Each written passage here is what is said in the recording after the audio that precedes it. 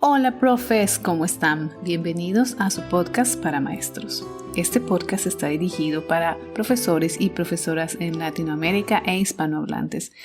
Aquí les voy a contar mi experiencia como maestra internacional.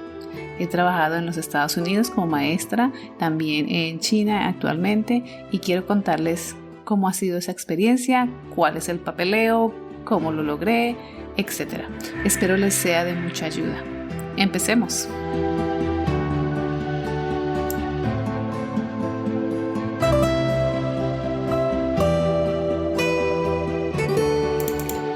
Bueno, profes, como les comenté en el capítulo anterior, hoy vamos a hablar del inglés. Les voy a comentar por qué es importante, qué cosas me pasaron a mí en el proceso de viajar y de usar el idioma ya con personas nativas y qué aprendí yo. Y les voy a dar algunos de los recursos que yo usé para mejorar mi inglés. Mi inglés no es el más perfecto, pero está cada vez mejor. Ahora lo practico mucho más de lo que lo practicaba en los Estados Unidos, porque en los Estados Unidos yo enseñaba español, no enseñaba inglés. Entonces no tenía que saber mucho. Sí tenía que saber cómo comunicarme, pero no tenía que saber así muchísimo. Ahora sí tengo que saber más porque ahora enseño inglés. Entonces les voy a contar primero por qué. Bueno, para poder salir del país es necesario hablar inglés, o por lo menos si hubiera querido irme a España tal vez no lo hubiera necesitado, o si hubiera salido tal vez a Latinoamérica, pero en Estados Unidos sí es importante. Hay muchas personas que llegan sin inglés a Estados Unidos, pero pues llegan en otras condiciones de trabajo. En mi caso yo llegaba a trabajar como docente, como profesora en una escuela donde me tenía que comunicar con la directora, me tenía que comunicar con los estudiantes de alguna manera, así les enseñara español, y también tenía que comunicarme con los padres de familia y los compañeros de trabajo. Entonces el idioma era muy importante, muy importante. Yo aprendí inglés en Colombia, en Bogotá. Al principio estudié con mis amigos que les conté que también viajaron a Estados Unidos y terminaron siendo profesores, y por ellos fue que yo también me enteré del programa. Y luego que ellos se fueron, pues aprendí a seguir mi estudio en un instituto importante en Colombia, que es muy conocido. Después, no sé si es posible decirles cuál, pero es muy conocido. Entonces, ahí fue que empecé a estudiar. Bueno, que estudié. Yo también estudié inglés en la universidad y en el colegio, pero en el colegio no le enseñan a uno nada de inglés y en la universidad pues menos, porque mi licenciatura no es en educación en inglés, ni es en idiomas. Mi licenciatura es en educación preescolar. Entonces no me tenían por qué enseñar inglés en ese momento. No era tan importante. Entonces no aprendí en la universidad. Yo salí de la universidad y empecé a estudiar inglés.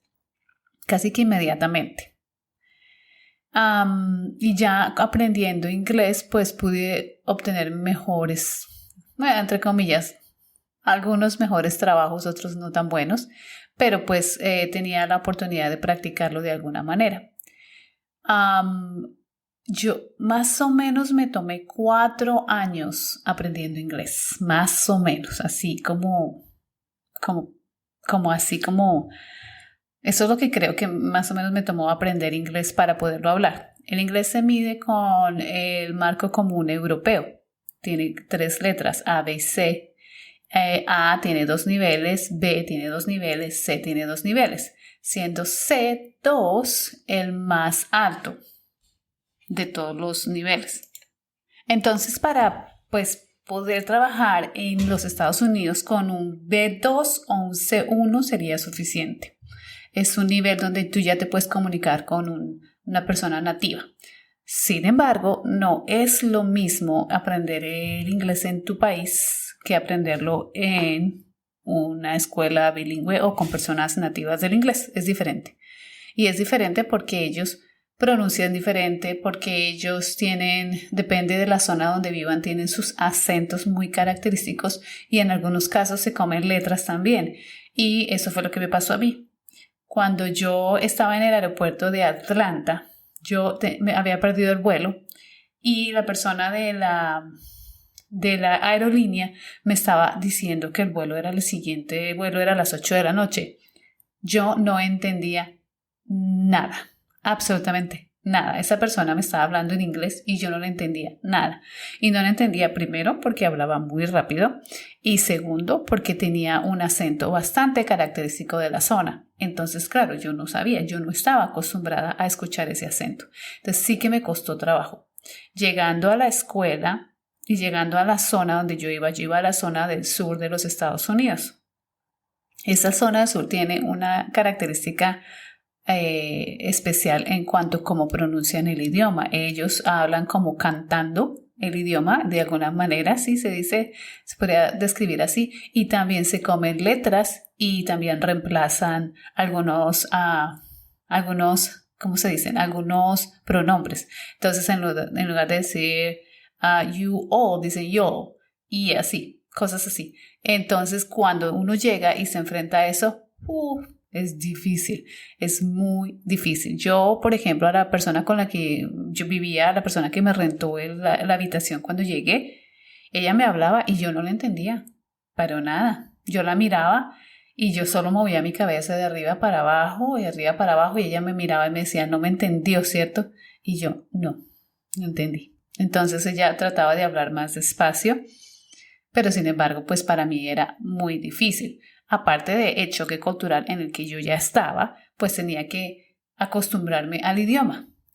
Eso es de parte como esa parte de que yo no entendía. La otra parte importante es que tampoco me entendían, porque yo llevaba un acento fuerte y llevaba un inglés de Bogotá. Y yo no sé si ustedes están acostumbrados a escuchar a las personas de Bogotá, pero nosotros tenemos un inglés bastante fuerte, no un inglés, un acento que puede parecer muy fuerte y también un acento que no enfatiza, que no se centra en las vocales del inglés.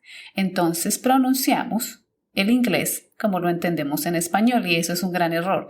¿Por qué? Porque las vocales en inglés son muy características, son más de 5, son 5 escritas, pero ellos tienen en sonidos como unas 10 a 10 y 10 a 15, pueden ser 10 a 15 sonidos de las vocales. Entonces, al ser las vocales tan diversas, las personas que hablaban conmigo tampoco era que me entendieran. Y yo tampoco escuchaba la diferencia porque nuestro cerebro está acostumbrado a escuchar nuestro idioma. Entonces, al cerebro escuchar su idioma cuando se enfrenta a otro idioma, pues el cerebro hace la conexión más cercana y es la vocal en este caso más cercana. Entonces, si yo escuchaba algún sonido, se me asemejaba a un sonido en español y así lo pronunciaba. Entonces, cuando yo hablaba con los padres de familia, ellos me hacían caras de que me entendían, pero no me entendían.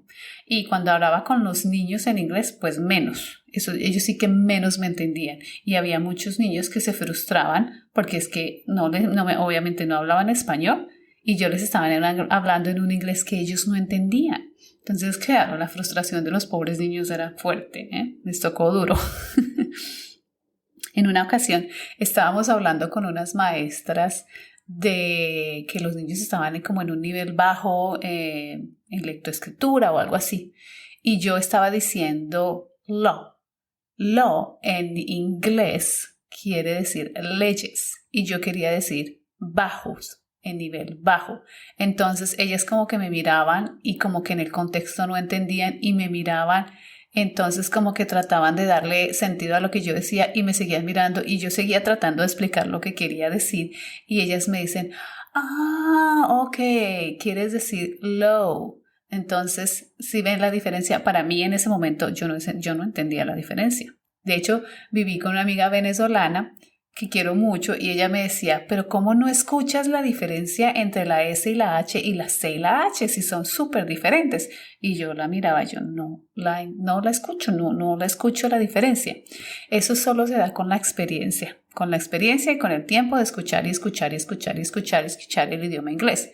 Ella, por ejemplo, aprendió inglés sola, viendo televisión, en ese caso era Friends, y ella me decía, ella aprendió muchísimo inglés ahí. Ella miraba, pronunciaba, repetía lo que ellos decían y su inglés era mucho mejor que el mío, que aprendí en la academia. Entonces era como un contraste. Yo aprendí como las reglas y etcétera, etcétera. Pero en la pronunciación estaba muy, muy, muy, muy, muy, muy, muy mal, diría yo.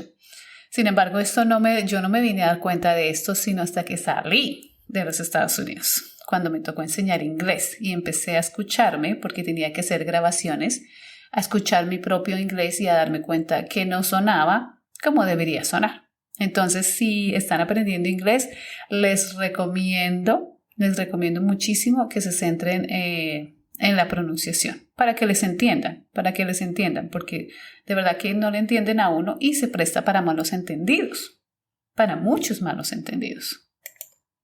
Por ejemplo, ¿qué me pasaba a mí mucho?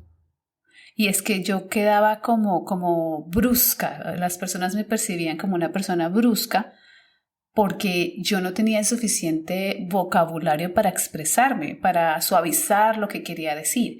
Y eso, pues, obvio. Entonces salía como, uy, esta persona es súper brusca porque dice las cosas muy directamente. Y pues en español de Bogotá nosotros hablamos un poco más directo, ¿no? La manera como nos expresamos es más directa. Entonces lo trasladamos al inglés y lo hacemos de manera igual, o sea, totalmente directo.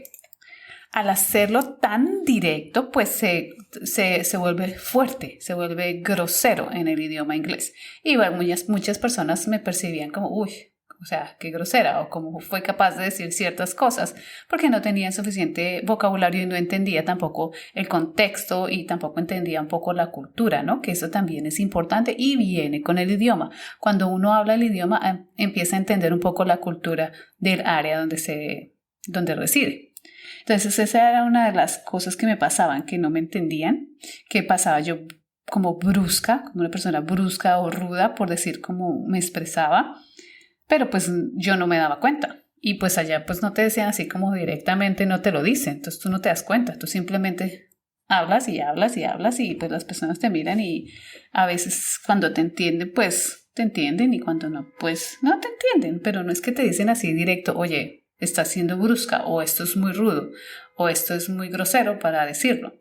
A pesar de que en mi idioma y en mi cultura no fuera brusco, sí se sentía como brusco en su idioma y en su cultura.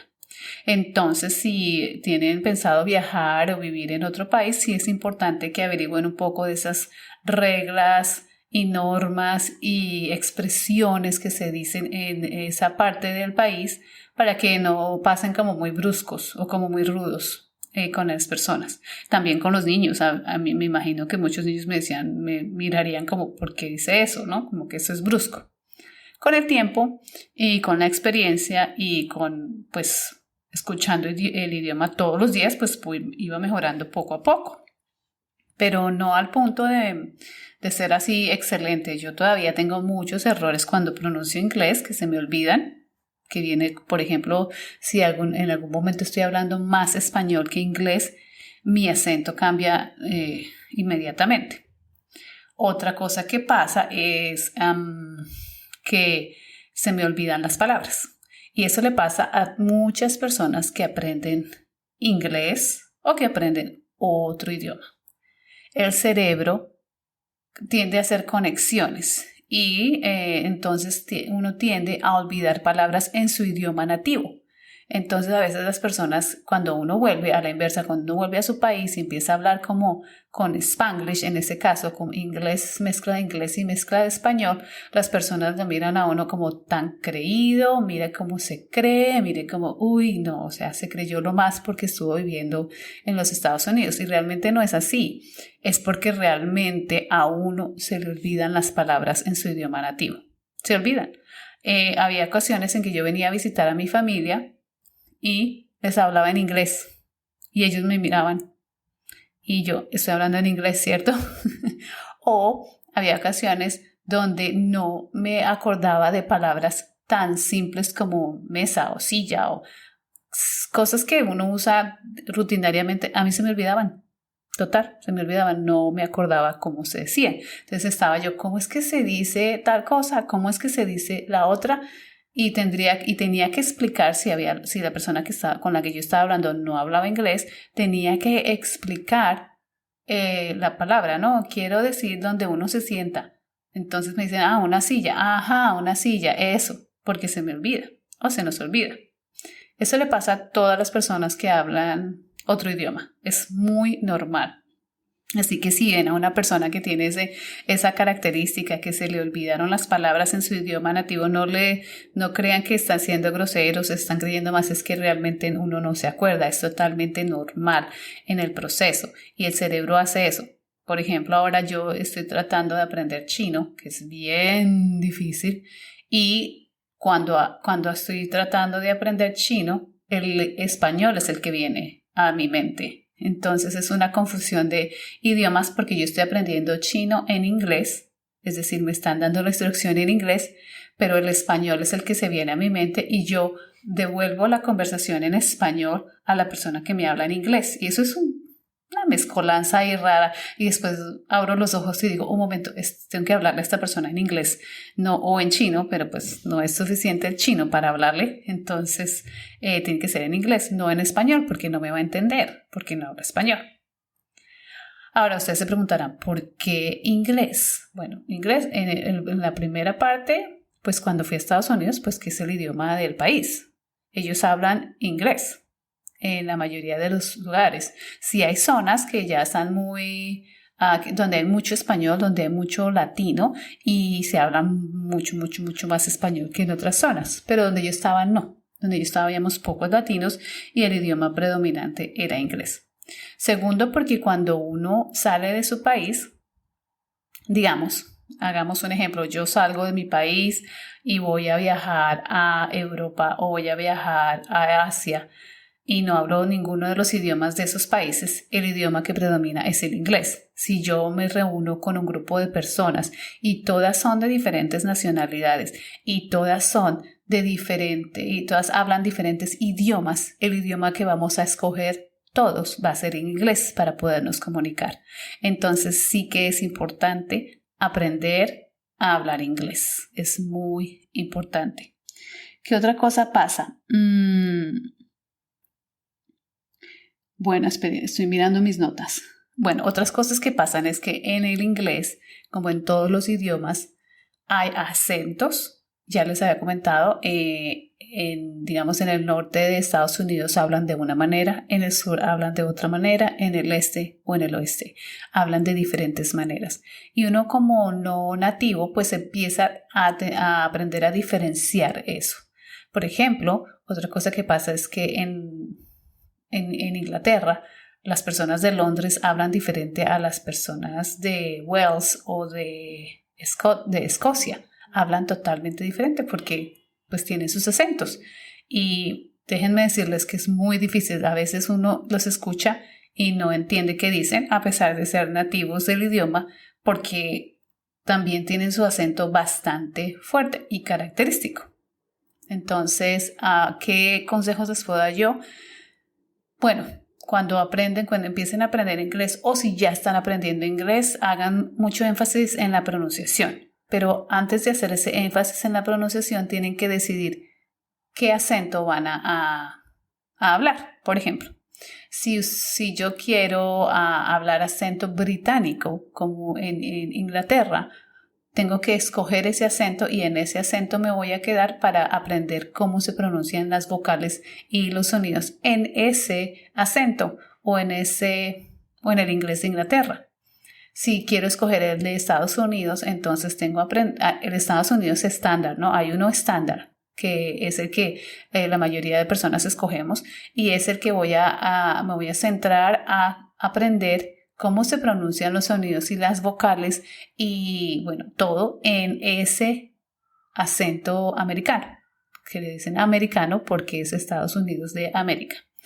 Entonces, escojan primero cuál y así pueden empezar a estudiar y hacer los ejercicios importantes para pronunciar las palabras correctamente.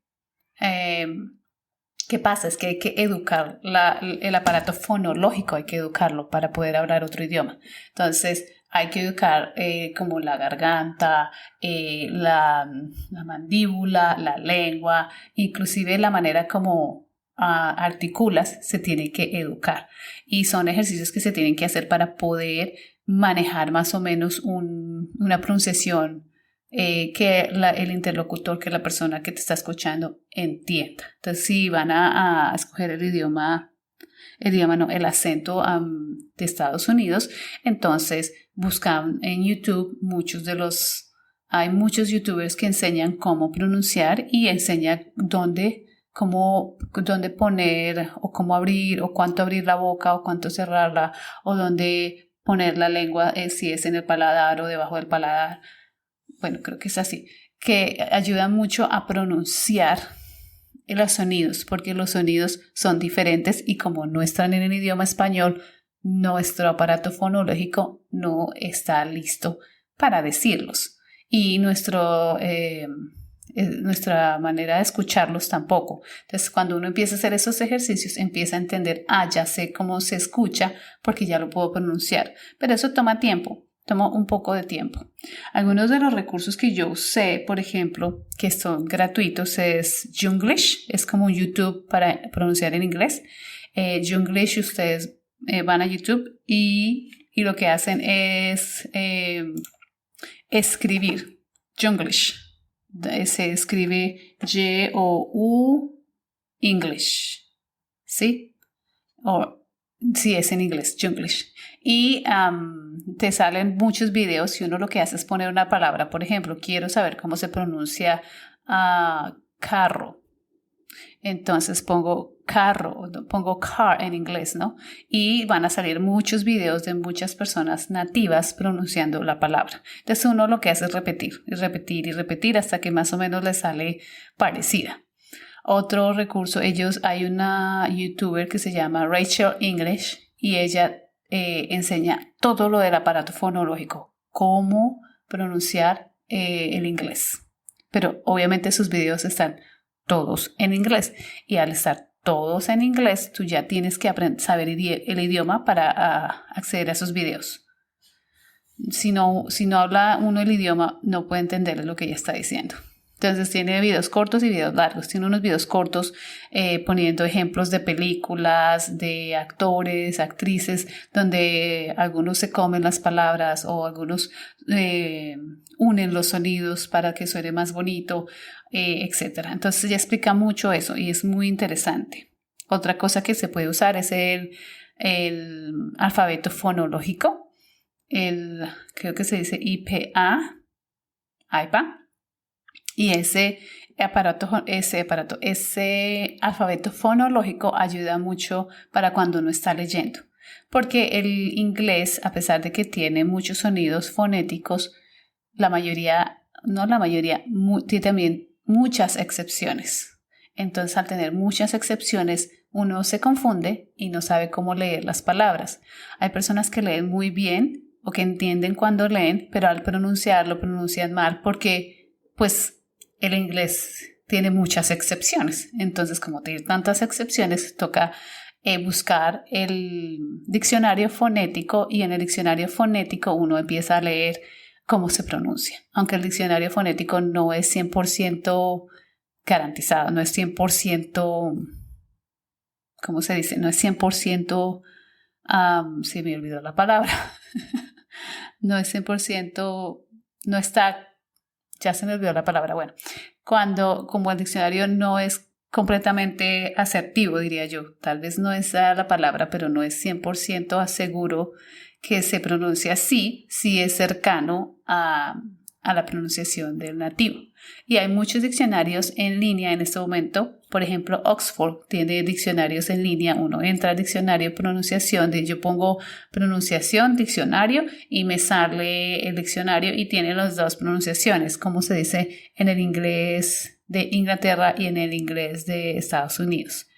Hay diferentes acentos. Por ejemplo, ahora yo tengo una persona en la escuela, una profe que es de Australia y no la entiendo. Yo ya llevo años hablando inglés y no lo entiendo. Entonces, esto es un trabajo de nunca acabar, de acostumbrarse a los acentos, de acostumbrarse a la manera como las personas se expresan, a las expresiones que tienen en sus países. Eso toma tiempo. Lo mismo pasa en español. Cuando alguien está aprendiendo español y viaja por Latinoamérica, pues se vuelve medio loco porque nosotros todos tenemos diferentes dichos y diferentes pronunciaciones y diferentes maneras de pronunciar. Entonces, pues las personas pues medio se enloquecen un poco, ¿no? Pasa exactamente lo mismo en el idioma inglés. ¿Qué más les voy a contar del inglés? Que es importante, que hay que aprenderlo, que para acceder a estos trabajos fuera del país sí hay que hablarlo. Y pues sí pueden ahorrarse los decimos osos en Colombia, como las penas y los malos entendidos, pues es mejor aprenderlo bien desde el principio, aprender a pronunciar bien desde el principio, aprender algunas de las reglas gramaticales y aprender algunas de las expresiones culturales y los dichos y la manera como las personas se expresan y suavizan algunas de las palabras para no sonar bruscas y así pues se ahorra uno un poco de dolores de cabeza. Bueno, yo no sé, yo como soy un poco distraída, pues si ofendí a alguien ni me di cuenta, porque yo soy distraída, entonces si decía algo y las personas hacían caras seguramente no lo noté, pero sí lo noté en los estudiantes cuando no me entendían y me miraban y no me entendían. Y hay personas que ahora me doy cuenta, ¿no? Cuando miro al pasado digo, es que cuando me decían eso era porque no entendían. un poco tarde, ¿no? Años después se va dando uno cuenta. Pero bueno, no pasa nada. Todo es un aprendizaje. Entonces, eso les quería contar del inglés. ¿Qué más les quería contar? Ya eso está bien y lo que pasa en nuestros cerebros cuando aprendemos otro idioma. De hecho, es muy recomendado aprender otro idioma para el cerebro, para la salud del cerebro. Ayuda mucho entrena el cerebro a resolver problemas. O sea, uno se vuelve una persona que resuelve problemas más rápido, piensa un poco más rápido también y también como que ayuda, hay nuevos estudios que dicen que ayuda a disminuir el Alzheimer, si no estoy mal, o las enfermedades que vienen con la edad. Demencia senil, etc. O sea, ayuda a que el cerebro no envejezca tan rápido. Entonces, si piensan, ya muy tarde para aprender idiomas, no, nunca es tarde. Aprender idiomas es frustrante al principio, pero empieza a ser divertido cuando uno empieza a entenderlo. Cuando uno empieza a escuchar una canción y dice, estoy entendiendo lo que dicen. Entonces, nunca es tarde para aprender el idioma. Nunca es tarde para aprender nada. Siempre hay que aprender. Digamos, es divertido para mí y bueno, siempre hay algo que aprender, siempre hay algo que aprender. Bueno, hasta aquí vamos en este capítulo. El siguiente capítulo les voy a contar de la parte académica que aprendí, que me gustó, que me parece que es rescatable, que debemos seguir haciendo y que me parece importante en cuanto a mejorar la educación, a mejorar la manera como educamos a nuestros estudiantes. Y bueno, si pudiéramos hacer esos programas de inmersión como hacen en Estados Unidos, en nuestros países, pues nos ahorraríamos mucho porque nuestros niños estarían hablando inglés también, o otro idioma, no sé. Entonces eso les voy a contar. Nos escuchamos en el siguiente capítulo. Chao, chao. Bueno, profes, hasta aquí va este capítulo. Espero les haya servido mucho, que les haya gustado, les haya encantado, que los haya entretenido, que les sirva la información que les estoy dando. Se pueden comunicar conmigo en mi página de internet www.paramaestros.info. Ahí están mis contactos, mis redes sociales. Pueden llegar ahí, mirar, contactarme, escribirme a mi correo electrónico. Mi correo electrónico es podcast@paramaestros.info. Ahí escríbanme, yo estaré muy pendiente de sus mensajes. Si quieren que les cuente algo nuevo o alguna información que les parezca interesante, que quiera que les comparta, con mucho gusto les compartiré. Solo escríbanme y bueno, nos estamos escuchando. Un abrazo fuerte y hasta el próximo capítulo. Chao.